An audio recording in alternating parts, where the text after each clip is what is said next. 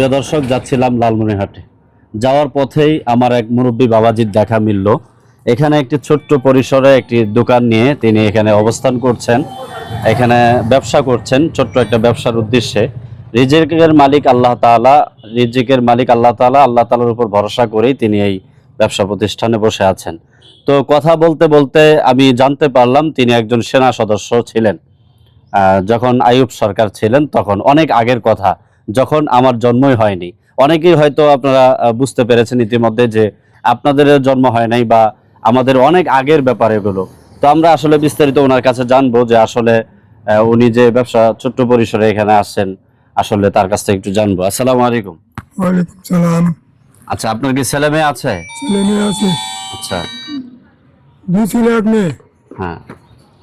তারা এখন ওই অটো টোটো চালাইতেছে। আচ্ছা আর মেয়েটা রংপুর বিভাগীয় অফিসের সচিব পদে চাকরি। আচ্ছা। ওটা এরশাদের বউ রওশন সাহেব, হ্যাঁ। উনি আমার মেয়েটাকে ছোটবেলা থেকে লেখাপড়া করেছে। তাই?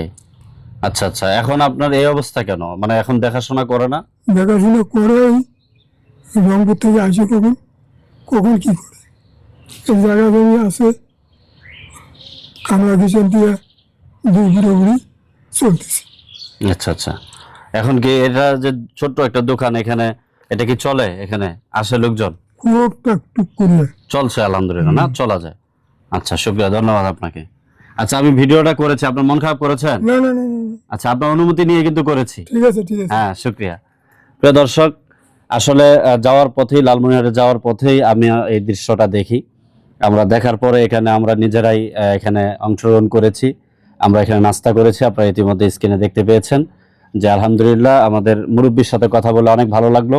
এই সমস্ত লোকদের দেখলে আসলে অনেক বোঝা যায় যে আসলে আমরা অনেক দূর, ইনাদের তুলনায় আমরা অনেক দূর পিছিয়ে আছি।